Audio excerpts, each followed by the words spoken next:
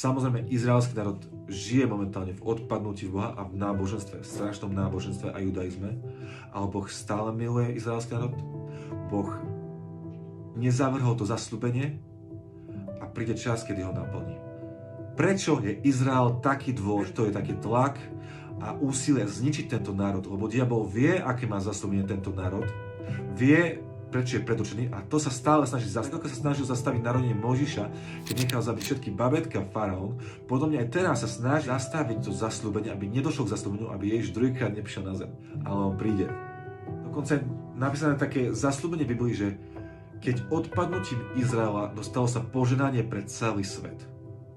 Čo to bude, keď sa Izrael vráti späť? Teda, inými slovami, čo teraz robiť? A modliť sa za to, aby Boh otvoril oči, aby spoznali, kto je Ježiš, aby spoznali, koho prebodli, aby dostali milosť k pokáňu, aby ich Boh chránil.